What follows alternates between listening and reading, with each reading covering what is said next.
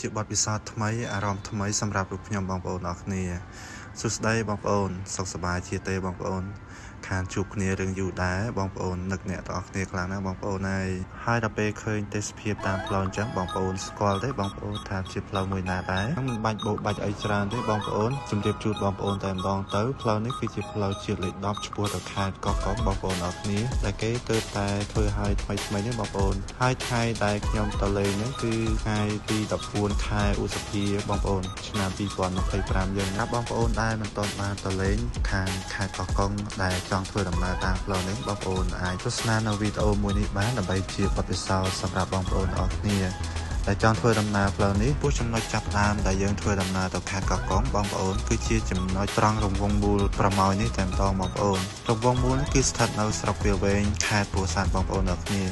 អញ្ចឹងបើសិនជាបងប្អូនមកពីខាងបាត់ដំបងឬក៏បៃលិនបងអាចធ្វើដំណើរតាមស្រុកសំឡូតឆ្ពោះមករង្វង់មូលនេះក៏បានដែរហើយចំណែកឯខ្ញុំវិញគឺខ្ញុំធ្វើដំណើរតាមខេត្តពោធិ៍សាត់បងប្អូនតាមផ្លូវលោកតាឃ្លៀងមឿងឆ្ពោះមកផ្លូវនេះតែម្ដងចម្ងាយផ្លូវគឺខ្ញុំសួរបងប្អូនដែលគាត់ធ្វើដំណើរនេះគឺគាត់ថាផ្លូវខាងស្រុកសំឡូតគឺចិត្តជាងបងប្អូន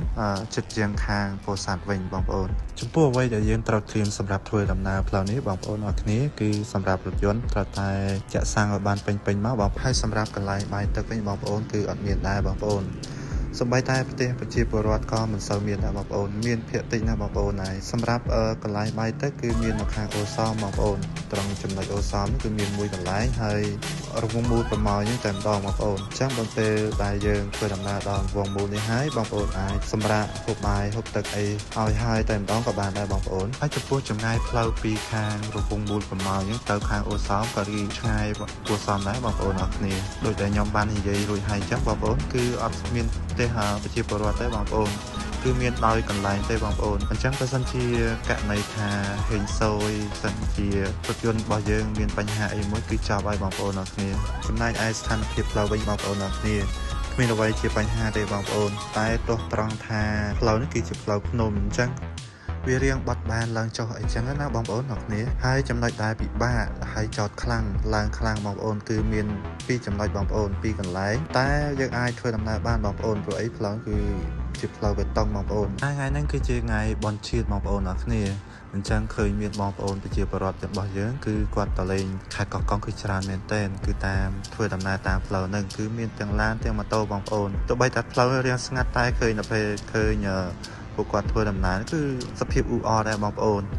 ហើយចំពោះទេសសំណាក់ហ្នឹងបងប្អូនគឺថ្ងៃហ្នឹងគឺថ្ងៃដែលគេល្បីតាម Facebook ហ្នឹងបងប្អូនទេសសំណាក់កន្លែងស្នាក់នៅខាងខេត្តកោះកុងគឺអត់មានទេបងប្អូនពេញព្រៀបតែម្ដងរហូតទៅដល់បងប្អូនខ្លះគឺគាត់សំវត្តស្នាក់នៅបងប្អូនទៅពេលដែលបងប្អូនមកដល់ផ្លូវអូសមហើយបងប្អូនគឺបងប្អូនត្រូវធ្វើដំណើរខាងស្តាំដៃទេបងប្អូនអញ្ចឹងផ្លូវនេះគឺមួយបំបែកទៅខាងអូសមហើយមួយបំបែកទៅខាងកោះកុងអ្នកនរគ្នាហើយត្រង់ចំណុចនេះគឺជាផ្លូវដែលយើងបំបែកចេញពីផ្លូវអូសមមកខាងកោះកុងបងប្អូនហើយឃើញមានដើមចេកគឺច្រើនមែនទែនបងប្អូនម្ដងនេះឃើញមានបងប្អូនយើងនិយមដើមទុរេនហើយនឹងដើមចេកបងប្អូនអរគ្នាដើមចេកពងមាន់នៅលើភ្នំហើយចំពោះដើមចេកដែលនៅអមផ្លូវនេះគឺបងខ្ញុំគាត់និយាយថាដើមចេកនេះគឺជាដើមចេកព្រៃទេបងប្អូនអរគ្នាពោះទេសភាពនៅតាមផ្លូវនេះវិញបងប្អូនអរគ្នាខ្ញុំរេតឲ្យ10លើ10តែម្ដងហើយបើសិនជាបានទៅចំពេលមេឃភ្លៀងធ្លាក់ទៀតបងប្អូនគឺរត់តែពិសេសបងប្អូនទេសភាពគឺ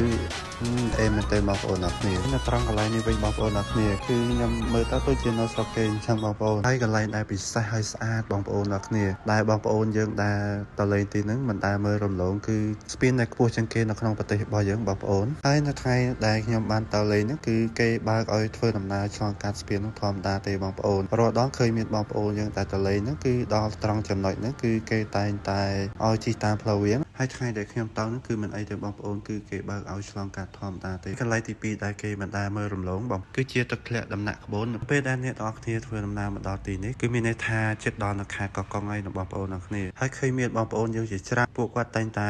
ឈប់នៅត្រង់កន្លែងនេះបងប្អូនព្រោះអីទេសភាពនៅកន្លែងនេះគឺស្អាតមែនទែនបងប្អូនទាំងគ្នាហើយអ្នកទាំងអស់គ្នាធ្វើដំណើរទៅមុខបន្តិចទៀតបងប្អូននឹងឃើញមានវារីអគ្គិសនីស្ថិតនៅខាងឆ្វេងដៃហើយខាងស្ដាំដៃគឺយើងធ្វើដំណើរទៅខេត្តកោះកុងបងប្អូន